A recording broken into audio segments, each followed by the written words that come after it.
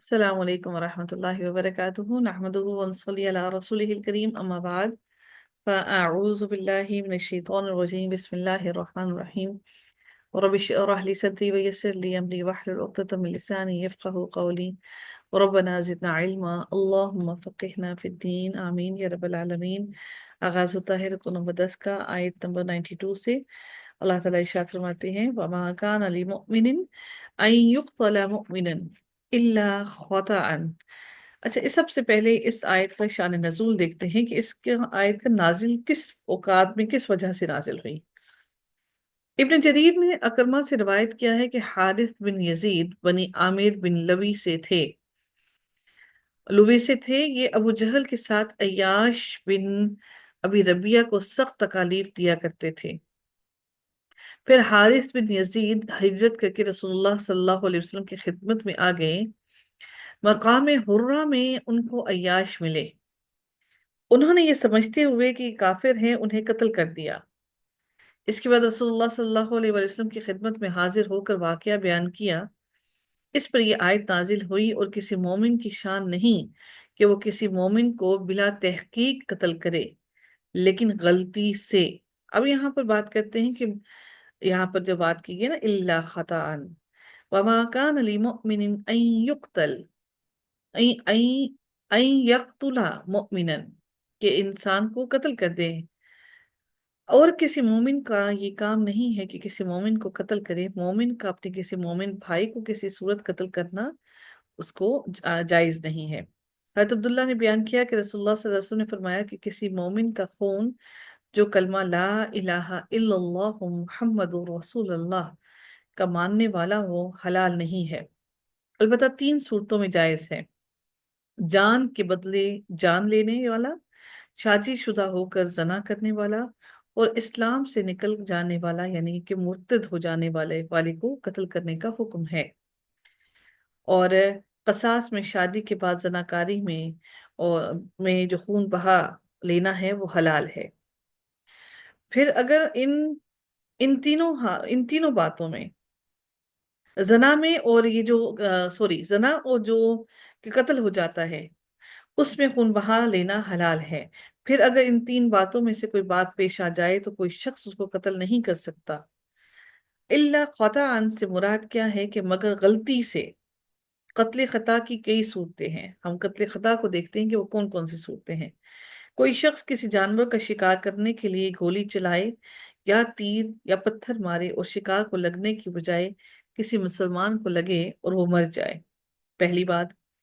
دوسری خطا کیا ہے کہ اگر کوئی شخص کسی کو کوئی چیز جان بوجھ کر مارے لیکن اسے یہ گمان بھی نہ ہو کہ ہلکی سی چوٹ سے دوسرا شخص مر جائے گا، دوسری خطا۔ تیسری خطا جنگ میں کسی مسلمان کو کافر سمجھ کر مار ڈالے، جیسے کہ سیدنا حذیفہ بن یمان رضی اللہ تعالیٰ عنہ کے والد کو کافر سمجھ کر قتل کر دیا گیا تھا۔ چوتھی خطا ٹریفک کے حادثے میں کسی گاڑی سے ٹکر کھا کر یا اس کے نیچے آ کر کوئی مارا جائے۔ یہ ساری چاروں خطا کے ذریعے ہیں کہ اگر ایسے کوئی خطا سے مر جائے۔ قتل خطا کے لیے توبہ کرنے کا طریقہ کیا ہے ہم دیکھتے ہیں کہ وہ اس کے لیے اللہ تعالیٰ نے بیان کیا وَمَنْ قَتَلَ مُؤْمِنًا خَطَأً۔ اب اس کی کیا خطا کا طریقہ کیا ہے؟ اور جو کسی مومن کو غلطی سے قتل کر دے، قتل خطا سے توبہ کے لیے 2 کام ضروری ہیں۔ پہلا کام کیا ہے؟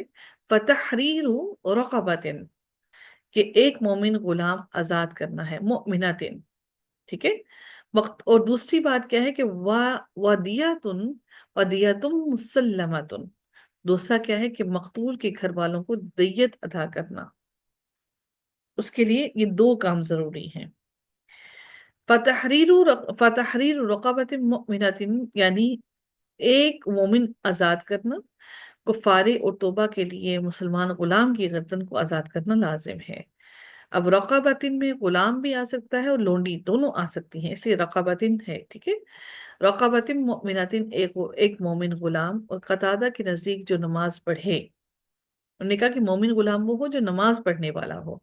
وہ اس بچے کے آزاد کرنے کو مکروہ خیال کرتے تھے جو نماز نہ پڑھتا ہو اور نہ ابھی اس تک پہنچا ہو، یعنی کہ اس ایج کے وہ مومن قرار نہیں دیتے تھے۔ قتادہ نے اس کے بارے میں خاص ایک یہ بات کہی ہے، غلام قاتل کے مال سے آزاد کیا جائے گا، یعنی کہ جو قتل کرنے والا ہے وہ غلام اسی کے مال میں سے ہوگا۔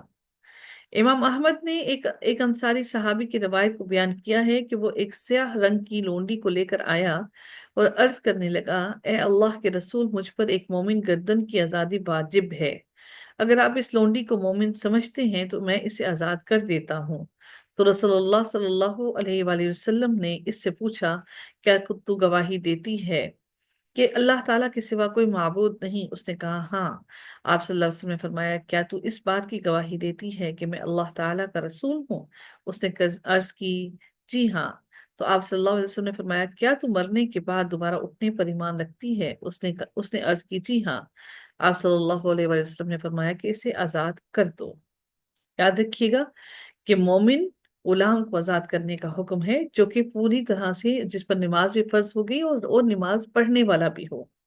یہ اللہ تعالیٰ نے اس کے لیے آسانی کی کہ غلامی سے اس کو نجات دی ہے۔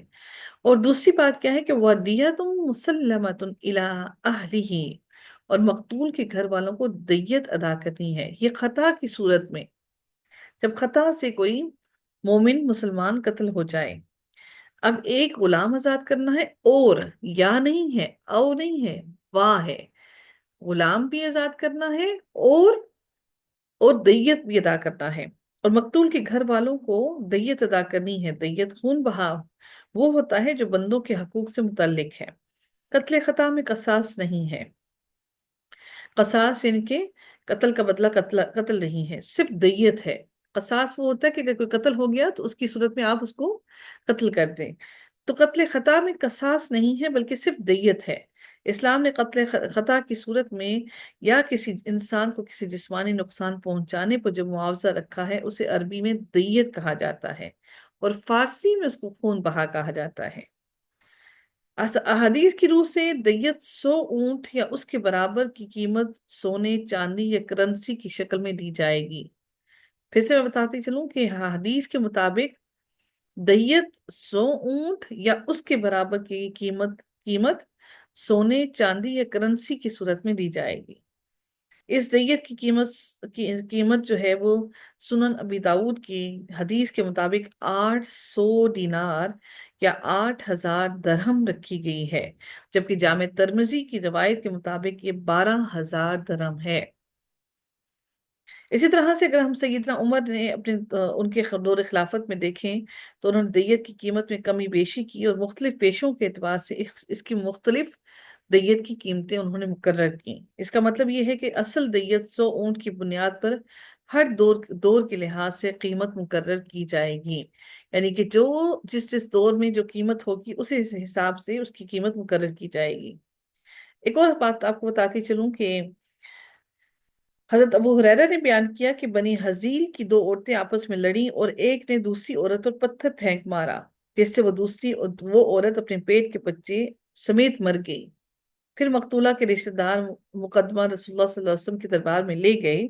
نبی اکرم صلی اللہ علیہ وسلم نے فیصلہ کیا کہ پیٹ کے بچے کا خون بہا ایک غلام یا کنیز دینی ہوگی، اور عورت کے خون بہا کو قاتل عورت کی عاقلہ یعنی کہ عورت کے باپ کی طرف سے رشتہ دار عصبہ کے ذمہ واجب قرار دیا، یعنی قاتل عورت کے عاقلہ عورت کے باپ کی طرف سے رشتہ دار عصبہ کے ذمہ واجب قرار دیا کہ وہ اس کا عصبہ ادا کرے، اس کو عصبہ عطا کیا جائے۔ الا ان یصدقوا، مگر یہ کہ وہ صدقہ کر کے معاف کر دیں، یعنی اللہ تعالیٰ نے کیا فرمایا، الا ان یصدقوا، مگر یہ کہ وہ صدقہ کر کے معاف کر دیں، یعنی کہ اسلام مقتول کے ورثہ کو دیت معاف کرنے کی بھی ترغیب دیتا ہے۔ وہ یہ بھی کہتا ہے کہ عفو درگزر سے کام لو، اور عفو درگزر زیادہ مفید اور زیادہ فائدہ مند ہے۔ سیدنا حذیفہ رضی اللہ تعالیٰ عنہ نے اپنے والد کا قتل معاف کیا تھا، اور اللہ تعالیٰ نے احد والوں کی خطائیں معاف کر دی تھیں۔ لازمی نہیں ہے کہ دیت لی جائے، اور وہ لازمی نہیں ہے کہ پیسہ وصول کیا جائے۔ اللہ تعالیٰ نے فرمایا کہ الا ان یصدقوا، کہ وہ معاف کر دے، صدقہ کر دے۔ تو یہ صدقہ بھی ڈیفینیٹلی روز قیامت اس صدقے کا کئی گنا بڑھا چڑھا کر اس کا अजर सवाब दिया जाएगा। फिर अल्लाह ताला आगे इरशाद फरमाते हैं, फ़इन कान मिन कौमिन अदुव्विन लकुम व हुवा मुमिनुन फतहरीरु रक़बतिन मुमिना।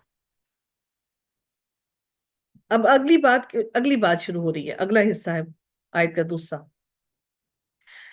अब एक सूरत क्या है कि फिर अगर मकतूल ऐसी कौम से हो, फ़इन कान मिन कौमिन, ऐसी कौम से हो, अदुव्विन लकुम, कि जो जिससे तुम्हारी दुश्मनी है, जो तुम्हारे दुश्मन हो, हालांकि वो खुद मोमिन हो, तो एक मोमिन गुलाम को आजाद करना है। अगर वो तुम्हारे दुश्मन की कौम में से है, दुश्मन में से है, तो फिर तुम्हारे जिम्मे क्या होगा, वह हुआ मुमिनुन, लेकिन वो जिसको कत्ल किया गया है खता से, वो है मोमिन। फतहरीर रक़बतिन मुमिना, कि फिर आपने सिर्फ और सिर्फ एक गुलाम को आजाद करना है। अब इस सूरत में आपको दय्यत देने की जरूरत नहीं है। क्यों? क्योंकि वो आपकी दुश्मन कौम में से है। आप दुश्मन को माली तौर पर फायदा नहीं दे सकते हैं, लेकिन चूंकि वो जो गुलाम आजाद करना है वो अल्लाह ताला के हुक्म से है, अल्लाह ताला ने जो हुक्म दिया है वो उसका कफारा जरूर अदा करना है। अगर मकदूल मोमिन हो लेकिन किसी दुश्मन कौम से ताल्लुक रखता हो, तो याद रखिएगा कि सिर्फ और सिर्फ एक मुसलमान गुलाम आजाद करना है। दारुस्सलाम के नुकसान की तलाफी के लिए अल्लाह ताला ने जो हुक्म दिया है, गुलाम मैसर ना आने की सूरत में वो क्या करेगा कि अगर उसके पास गुलाम नहीं है तो वो क्या करेगा कि 2 महीने के मुतवातिर रोजे रखेगा। यानी, और अगर उसके बीच में वो एक दिन का भी गैप दे देता है तो फिर वो उसको नए सिरे से दोबारा रोजे रखने पड़ेंगे। एक सूरत ये हो गई। दूसरी सूरत क्या है कि वा इनका ना मिन कौमिन बैनकुम व बैनहुम, ये एक सूरत हुई।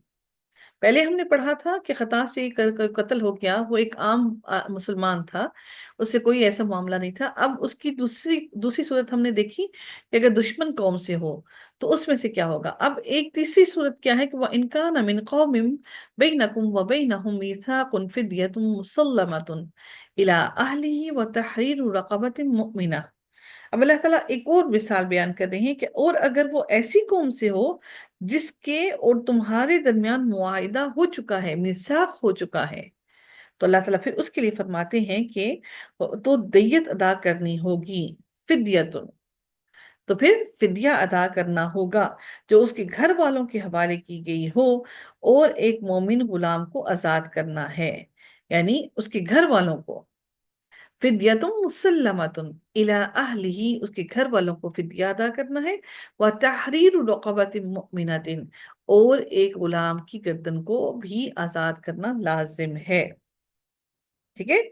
इस सूरत में क्योंकि आपका मिसाक हो चुका था, आप लोगों ने उसको लाजमी तौर पर फिर आपने फिदिया भी अदा करना पड़ेगा आपको, और फिर एक गुलाम को भी आजाद करना होगा। अगर गैर मुस्लिम कबीले के मुसलमान फर्द को गलती से कत्ल करे जिससे मुसलमानों का मुआहिदा हुआ है, या वो जिम्मी है, तो एक मोमिन गुलाम को आजाद करना होगा और मकतूल के वारसों को दियत अदा करनी होगी। ठीक है। समझ लीजिए इस बात को कि जिससे आपका मिसाक हो गया, वादा हो गया, और आपको वहां पर दियत अदा करनी आप पर लाजिम होगी। अल्लाह ताला ने फिर आगे फरमाया कि फमन लम यजिद फसियामु शहरैन मुतताबिऐन, कि अगर तुम में से कोई ऐसा ना पाए, किसी के पास गुलाम ना हो, दियत ना अदा कर सकता हो, तो उसके लिए क्या है, अल्लाह ताला ने हुक्म दिया कि वो 2 माह के मुतवातिर रोजे रखे, तौबतम मिनल्लाह। तो अल्लाह ताला फरमाते हैं कि जो कोई गुलाम ना पाए, तो इस पर 2 महीने के लगातार रोजे हैं, ये अल्लाह ताला की तरफ से तौबा है।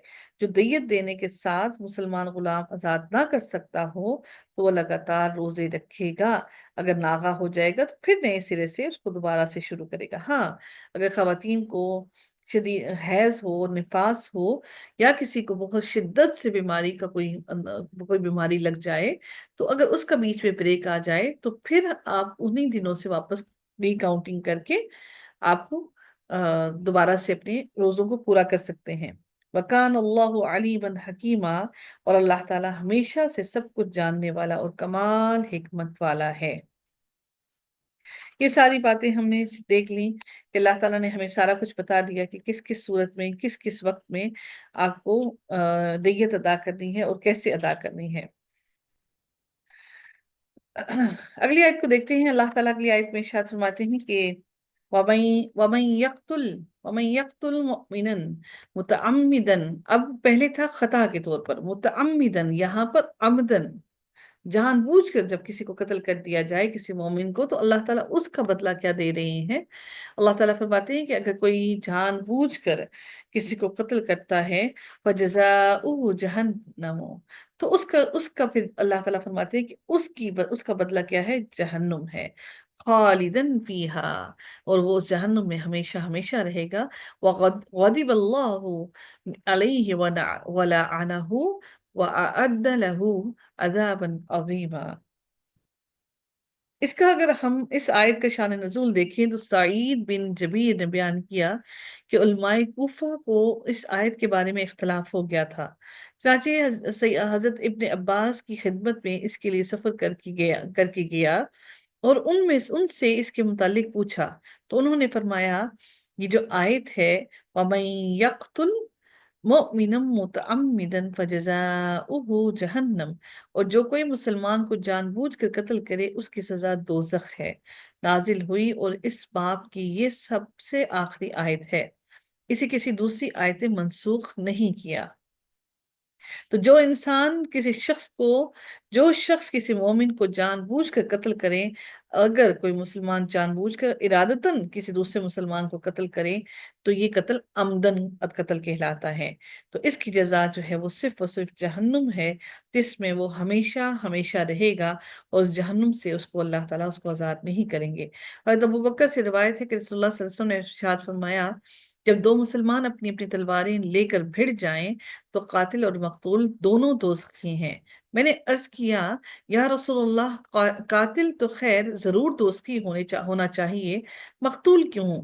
آپ صلی اللہ علیہ وسلم نے فرمایا وہ بھی اپنے ساتھی کو مار ڈالنے کی حرص رکھتا تھا، اگر اس کو موقع مل جاتا تو وہ لازمی طور پر قاتل کو قتل کر دیتا، تو اس لیے دونوں ہی دوزخی ہیں۔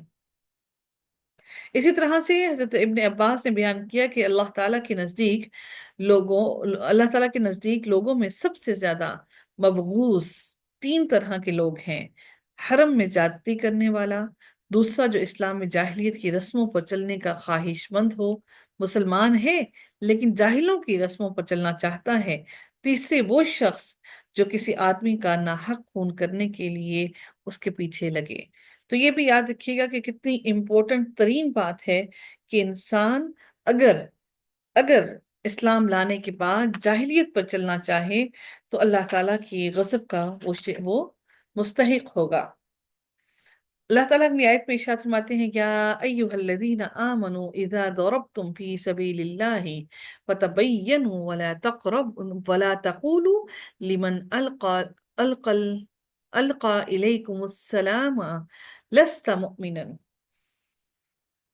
اس آیت کا شان نزول اگر دیکھیں تو سیدنا ابن عباس نے یہ جو آیت ہے وَلَا تَقُولُوا لِمَنْ أَلْقَى، اور جو تمہیں سلام پیش کرے اس سے یہ مت کہو کہ تم مومن نہیں ہے، کے بارے میں فرمایا کہ ایک جو مرد تھا اپنی بکریاں چرا رہے تھے، ایک مہم پر جاتے ہوئے کچھ مسلمان انہیں ملے تو انہوں نے کہا السلام علیکم، لیکن مسلمانوں نے بہانہ خور جان کر انہیں قتل کر دیا اور ان کی بکریوں پر قبضہ کر لیا۔ اس پر اللہ تعالیٰ نے یہ آیت نازل کی اور اللہ تعالیٰ نے یہ پوری آیت نازل کی، اس سے اشارہ انہیں بکریوں کی طرف دیا تھا کہ اراد الحیات الدنیا، کہ تم دنیا کا فائدہ جو حاصل کرنا چاہتے ہو۔ اللہ تعالیٰ نے اس آیت کو نازل کر کے یہ ارشاد فرمایا۔ اب یہاں پر اگر ہم اس کو تھوڑا سا ڈیٹیل میں اگر دیکھیں تو نبی اکرم صلی اللہ علیہ وسلم نے ایک چھوٹا سا لشکر ازم کی طرف بھیجا۔ جب یہ لشکر وادی ازم میں پہنچا تو عامر بن ازبت اپنی سواری پر سوار اپنے تمام اسباب جتنی بھی ان کی چیزیں تھیں ان کے ساتھ آ رہے تھے۔ پاس پہنچ کر انہوں نے سلام کیا، سب تو رک گئے، لیکن محلم بن جسامہ نے آپس کی پرانی عداوت کی بنا پر ان پر جھپٹ کر حملہ کر دیا اور انہیں قتل کر ڈالا، اور ان کا تمام اسباب اور جو مال اور اپنے ساتھ لے کر جا رہے تھے اس کو اپنے قبضے میں کر لیا۔ پھر ہم نبی اکرم صلی اللہ علیہ وآلہ وسلم کے پاس پہنچے اور آپ کو یہ واقعہ بیان کیا، اس پر یہ آیت نازل ہوئی۔ بہرحال دونوں صورتوں میں ایک ہی بات جو سمجھنے کو ملتی ہے وہ یہ ہے کہ اگر کوئی تمہیں سلام کرے تو تم اپنی کسی عداوت کی وجہ سے اس کی، اور وہ ظاہر اگر کوئی سلام کر رہا ہے تو وہ مومن ہے جو تمہیں سلام کر رہا ہے، اپنی عداوت کی وجہ سے، یہ دنیا کا فائدہ حاصل کرنے کے لیے تم اس کو مارو نہیں، اس کو قتل نہ کرو تاکہ تم اپنی دنیا کا تھوڑا سا فائدہ حاصل کر سکو۔ اللہ تعالیٰ ارشاد فرماتے ہیں، یا ایہا الذین آمنوا اذا ضربتم فی سبیل اللہ فتبینوا، اے لوگو جو ایمان لائے ہو، جب تم اللہ تعالیٰ کی راہ میں سفر کرو تو تم خوب تحقیق کر لیا کرو، فتبینوا، تو خوب کی خوب تحقیق کر لیا کرو، ولا تقولوا لمن القا، اے لوگوں جنہوں نے اللہ تعالیٰ اور اس کے رسول کی تصدیق کی اور اس کے احکامات مانے ہیں، اور وہ اپنے تمام کے تمام جاہلیت کی چیزوں کو ترک کر لیا ہے، تو جب تم اسلام کی سربلندی اور کلمہ حق کے لیے جب دشمن کے مقابلے کے لیے نکلو اور تمہارے لیے کسی دشمن کا قتل مشتبہ ہو جائے کہ آیا وہ کافر ہے یا مسلمان، تو کسی کو قتل کرنے میں جلدی نہ کرو، جب تمہیں یہ شک پڑ جائے کہ یہ مسلمان ہے یا کافر ہے تو تم اس کو قتل کرنے میں جلدی مت کرو جب تک کہ تمہیں یہ یقین نہ ہو جائے، کیونکہ یہ جنگ اللہ تعالیٰ اور رسول کے لیے ہے، تمہاری اپنی ذات کے لیے یہ جنگ نہیں ہے، اس لیے اللہ تعالیٰ نے سختی سے منع کیا ہے اور اللہ تعالیٰ نے حکم دیا ہے کہ جب بھی ایسا کوئی معاملہ ہو تو تم اچھی طرح سے تحقیق کر لیا کرو، فتبینوا یعنی اچھی طرح سے تحقیق کر لیا کرو، اور ان کو ایسے ہی قتل نہ کر دیا کرو، کیونکہ اللہ تعالیٰ کے لیے تم یہ جنگ کر رہے ہو، کسی بھی فیصلے میں جلد بازی نہ کرو۔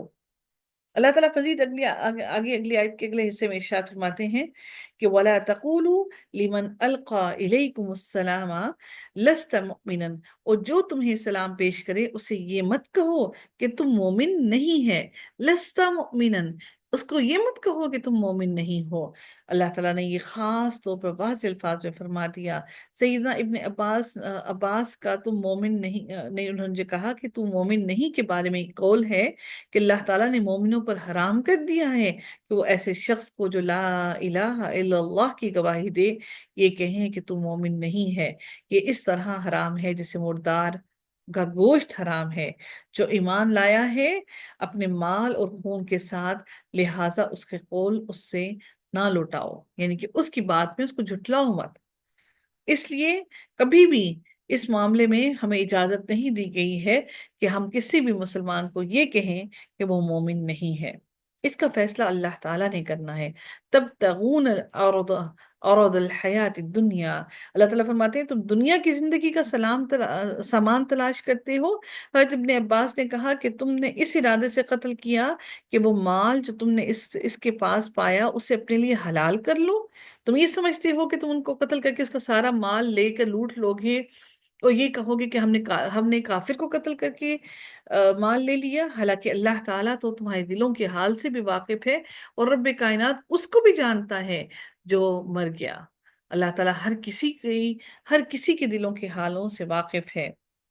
تو اللہ تعالیٰ یہاں پر واضح الفاظ میں فرماتے ہیں کہ تم جو دنیا کا مال سمیٹنا چاہتے ہو یہ تو قلیل اور تھوڑا ہی ہے، فَعِندَ اللَّهِ مَغَانِمُ كَثِيرًا، اللہ تعالیٰ نے اب اس کو آگے آگے اللہ تعالیٰ نے کمپیئر کر کے بتا دیا کہ حالانکہ اللہ تعالیٰ کے پاس بہت سی غنیمتیں ہیں، اللہ تعالیٰ نے فرمایا کہ اس کے پاس بڑی بڑی غنیمتیں ہیں جو اس دنیا کے سامان سے بہتر ہیں، جس کی وجہ سے تم اس جیسے قتل کے لیے آمادہ ہوئے کہ تم یہ تھوڑا سا سامان اپنی دنیا کا لے لو۔ رسول اللہ صلی اللہ علیہ وسلم نے فرمایا کہ اگر تمہاری عمر لمبی ہوئی تو تمہاری زندگی ہی میں کسرا کے خزانے فتح کیے جائیں گے۔ سیدنا علی بیان کرتے ہیں کہ پھر وہ خزانے فتح ہوئے اور میں ان لوگوں میں شامل تھا جنہوں نے کسرا بن ہرمز کے خزانوں کو فتح کیا تھا۔ یعنی انسان اگر صبر کرتا ہے تو اللہ تعالیٰ فرماتے ہیں مغانم کثیرہ، تم دنیا کا سامان ڈھونڈنے کی کوشش کرتے ہو اور اللہ تعالیٰ کے پاس تمہارے بہت زیادہ غنیمتیں ہیں۔ کذالک کنتم من قبل فمن اللہ علیکم فتبینوا، اللہ ताला फरमाते हैं इससे पहले तुम भी ऐसे ही थे, यानी कि तुम भी ऐसे ही इन्हीं लोगों की तरह, इन्हीं काफिरों की तरह बेवकूफ थे। तुम भी इससे पहले ऐसे ही थे। तो अल्लाह ताला फरमाते हैं फमन अल्लाह, तो अल्लाह ताला ने तुम पर एहसान किया, और उसने तुम्हें एहसान करके तुम्हें मुसलमान बनाया। बस तुम खूब तहकीक कर लिया करो। अल्लाह ताला ने मुसलमानों के दिलों को झंझोड़ा है कि कल तक तुम खुद भी इसी तरह की सूरत हाल से दो चार थे। तुम अपना ईमान काफिरों के डर से छुपाते थे। अब अगर तुम पर कोई अपने ईमान को जाहिर कर रहा है तो उसे छोड़ दो।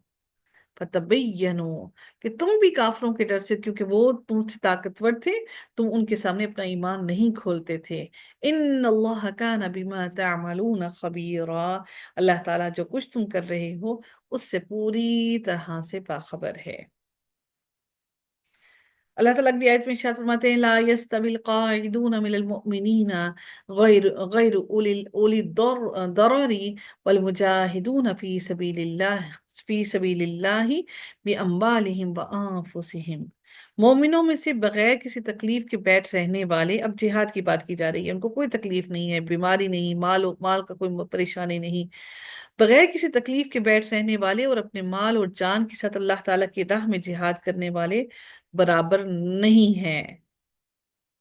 अल्लाह ताला फरमाते ला यस्तवी, बराबर नहीं हो सकते, कायदूना बैठने वाले मोमिनों में से, गैर उली दरारी, कोई उनको तकलीफ नहीं, वल मुजाहिदून, और किन के मुकाबले में, और वो जो अल्लाह ताला की राह में अपनी जान और माल लेकर निकल जाते हैं, कि दोनों कभी भी कतन बराबर नहीं हो सकते हैं। जिहाद करने वालों के दर्जात दूसरों से बुलंद होते हैं, इसलिए कि जान और माल से ही तो इंसान को सबसे ज्यादा मोहब्बत होती है। इंसान को अपनी जान भी प्यारी होती है और अपना माल भी सबसे ज्यादा प्यारा होता है। अल्लाह ताला ने इसलिए दोनों के बारे में फरमा दिया कि अगर कोई इंसान ये जो जो बगैर किसी उज़र के जिहाद के लिए नहीं निकलता, और जो सब कुछ लेकर जिहाद के लिए निकल जाता है, तो ये दोनों कतन बराबर नहीं हो सकते हैं। अल्लाह ताला मजीद इरशाद फरमाते हैं फद्दलल्लाहुल मुजाहिदीन बिअम्वालिहिम व अनफुसिहिम अलल अलल काइदीन दराजा। अल्लाह ताला अब इनके दर्जात के बारे में फरमाते हैं कि अल्लाह ताला ने बैठने वालों पर अपनी जान और माल से जिहाद करने वालों को दर्जे में फजीलत से नवाजा है, उनको अल्लाह ताला ने दर्जे में बुलंद किया है। मुजाहिदों को गैर मुजाहिदों को जो फजीलत है इसका बयान यहाँ पर किया जा रहा है कि अल्लाह ताला उनको बाला खानों में कई दर्जे उनको फजीलत अता करेगा, और उनके गुनाह और उनकी लग़्ज़िशें जिंदगी की तमाम माफ कर देगा, और उन पर रहमतों और बरकतों की बारिश हो रही है। कि अल्लाह ताला का उन पर एहसान है कि अल्लाह ताला ने उनकी कदर की, अल्लाह ताला ने उनके माल जो उन्होंने अल्लाह ताला की राह में लुटाए, और अल्लाह ताला ने जो उनकी जो उन्होंने अपनी कुर्बानियां दी, अल्लाह ताला ने उन सब की कदर की।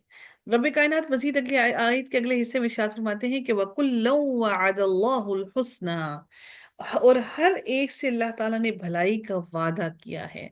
वअदल्लाहुल हुस्ना, और अल्लाह ताला ने वकुल्लन, और हर एक से अल्लाह ताला ने भलाई का वादा किया है। अल्लाह ताला ने जिहाद में शिरकत करने वालों और जो लोग इससे माजूर हों, जो या जिन्हें पीछे इंतजामात करने के लिए ठहराया गया हो, हर एक से अच्छा वादा किया, यानी जन्नत का वादा किया। वकुल्लम वअदल्लाहुल हुस्ना, ये जन्नत का वादा इससे मुराद है। वफद्दलल्लाहुल मुजाहिदीन अलल काइदीन अजरन अजीमा, और अल्लाह ताला ने मुजाहिदों को घरों में बैठ रहने वाले लोगों पर अजर अजीम में फजीलत दी है। आयत में इस बात की दलील है कि जिहाद उन तमाम अमाल से अफजल है जो वो जिहाद में शिरकत ना करने वाले लोग करते रहते हैं, यानी जिहाद उनमें सब में अफजल है। रसूलुल्लाह सल्लल्लाहु अलैहि वसल्लम से जब पूछा गया कि लोगों में सबसे अफजल कौन है, तो आप सल्लल्लाहु अलैहि वसल्लम ने फरमाया वो मोमिन जो अल्लाह ताला के रास्ते में अपनी जान और माल से जिहाद करे। तो जिहाद फर्ज आइन है। जिहाद अच्छा, उलमा ने इस आयत जिहाद से इस्तदलाल करके कहा है कि जिहाद फर्ज आइन नहीं है। अगर फर्ज आइन होता तो फिर बैठने वालों के लिए किसी फजीलत का जिक्र ना होता, यानी कि इसका मतलब है कि उनको भी फजीलत है अगर वो घर में इबादतें कर रही हैं, लेकिन इनके दर्जात अल्लाह ताला ने बुलंद किए हैं। کیونکہ جو جہاد کے لیے جاتا ہے اللہ تعالیٰ نے ان کی درجات کو کئی کئی گنا بڑھا دیا ہے۔ ایک صحابی نے نبی اکرم صلی اللہ علیہ وسلم سے پوچھا کہ میں جہاد میں شریک ہو جاؤں تو نبی اکرم صلی اللہ علیہ وسلم نے دریافت فرمایا تمہارے ماں باپ موجود ہیں؟ انہوں نے کہا ہاں موجود ہیں۔ تو نبی اکرم صلی اللہ علیہ وسلم نے فرمایا کہ پھر انہی میں جہاد کرو، کہ والدین کو جو تم وقت دیتے ہو اور جو تم ان کے ساتھ اپنے نفس کو کنٹرول کرتے ہو اور ان کے سامنے اف نہیں کرتے، تو یہ بھی تمہارے نفس کے خلاف جہاد ہے۔ اللہ تعالیٰ فرماتے ہیں درجات منہ ومغفرت ورحمہ وکان اللہ غفور الرحیم۔ اللہ تعالیٰ فرماتے ہیں کہ اللہ تعالیٰ نے مجاہدین کی قدردانی اس طرح فرمائی ہے کہ درجات منہ، اپنی طرف سے درجات مجاہدین کے لیے بیٹھنے والوں کے مقابلے میں درجات کی برتری قرار دے دیا، اور اللہ تعالیٰ نے ان کو بلند مرتبے دے دیے۔ اسلام ایک درجہ ہے اور ہجرت کا اسلام میں ایک درجہ ہے، اور اور جہاد کا ہجرت میں درجہ ہے، اور قتل کا جہاد میں درجہ ہے۔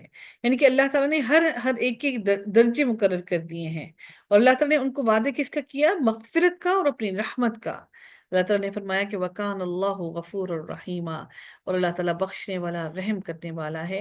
یعنی ان کے تمام کے تمام پچھلے تمام گناہوں کو اللہ تعالیٰ معاف کر دے گا، اور اللہ تعالیٰ اپنی رحمتوں سے ان کو جنت الفردوس میں اعلیٰ ترین مقام میں داخل فرمائے گا، اور اللہ تعالیٰ ان کی کمزوریوں پر پردہ ڈال دے گا، اور رب کائنات ان کو اپنی رحمتوں سے ڈھانپ لے گا، اور ان کی تمام خطاؤں سے